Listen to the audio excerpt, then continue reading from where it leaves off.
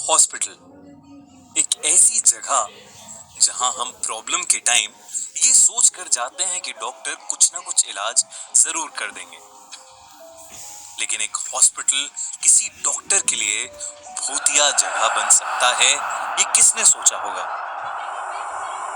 आज की कहानी हैदराबाद के एक हॉस्पिटल में हुए एक ऐसे ही ट्रू इंसिडेंट पर बेस्ड है, जिसकी कहानी हमारे एक व्यूअर मारवा ने हमें भेजी है। 26 साल की डॉक्टर मारवा सामत एमबीबीएस की इंटर्नशिप के चलते नाइट ड्यूटी के लिए पोस्टेड थी। उसके साथ उसकी दो बैचमेट्स नव्या और रफिया भी नाइट शिफ्ट के लिए हॉस्पिटल में थे। क्लासेस के दौरान उन्होंने लोअर बेसमेंट के एक हॉन्टेड रूम के बारे में बहुत सुना था।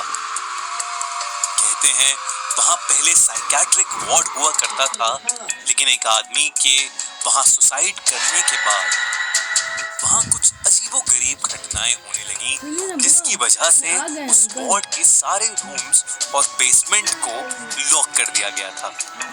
वहां किसी को भी जाने की इजाजत नहीं थी और चाबियां बस सिक्योरिटी गार्ड अहमद चाचा के पास रहती थी। मारवा, नव्या और रफिया तीनों ही अभी यंग इंटर्न्स थे और डिलिजेंटली पढ़ाई के साथ साथ कुछ ना कुछ शरारत भी करते रहते थे। उस रात हॉस्पिटल में ज्यादा पेशेंट्स नहीं थे, तो उन्होंने सोचा क्यों ना आज लोअर बेसमेंट जाकर उस जगह की तफ्तीश की जाए। तीनों ने किसी तरह अहमद चाचा से छुपकर चाबी ली और बेसमेंट की तरफ चल दिए। सीढ़ियों तक पहुंचते ही एकदम अंधेरा देख नव्या घबरा गई और उसने सबको वापस चलने के लिए कहा, लेकिन कोई नहीं माना।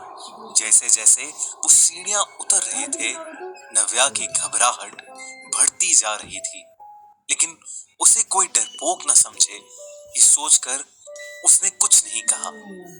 उस लंबे से कॉरिडोर के एक रूम की लाइट्स फ्लिकर कर रही थी। तीनों घबराते हुए रूम तक पहुंचे। हर तरफ वो जगह बंद होने के बावजूद उस कमरे के आसपास बहुत जोरों से हवा चल रही थी।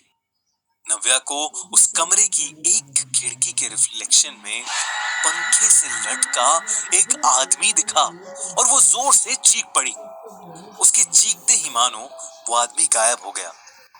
मारवा और रफिया उसके डर को देखकर जोर जोर से हंसने लगे और नव्या उन्हें फिर से कुछ नहीं बोल पाई।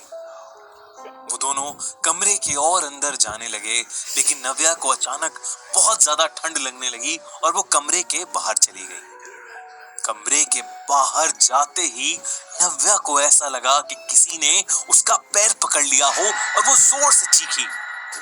इससे पहले कि मारवा और रफिया कुछ कर पाते, उन्होंने देखा कि एक डरावना सा आदमी नव्या को घसीटते हुए कॉरिडोर के एंड तक ले जा रहा है। वो नव्या की तरफ भागे, लेकिन उस रूम का दरवाजा बंद हो गया और मारवा और रफिया उस रूम से बाहर नहीं निकल पा रहे थे। अचानक सारी लाइट्स बंद हो गई। उन्होंने वापस दरवाजा खोलने का ट्राई किया तो वो आसानी से खुल गया। बेसमेंट में एकदम अंधेरा था और मारवा और रफिया को कुछ समझ नहीं आ रहा। उन्होंने जब अपनी टॉर्च लाइट्स ऑन की तो उन्हें ऐसा लगा कि एक साया कॉरिडोर में घूम रहा है। दोनों उस साये के पास आते ही बहुत जोर से चीखे और बेसमेंट से भाग निकले। ऊपर जाते ही उन्होंने अहमद चाचा और कुछ लोगों की मदद से बेहोश नव्या को बेसमेंट से निकालकर ऊपर हॉस्पिटल के रूम में एडमिट किया। नव्या थोड़ी ठंडी पड़ी थी और कुछ कुछ बड़बड़ा रही थी। सारे सीनियर डॉक्टर्स ये देखकर शॉक्ड थे। किसी को कुछ समझ नहीं आ रहा था। नव्या उस रात से 6 महीने तक कोमा में थी। होश में आने के बाद उसने कभी भी उस रात के बारे में दोबारा बात नहीं की। मारवा और रफिया अपनी उस एक शरारत को आज तक रिग्रेट करते हैं। अगर आपको ये कहानी अच्छी लगी तो खूनी मंडे को अभी सब्सक्राइब करिए और देखते रहिए हिला देने वाली हॉरर स्टोरीज।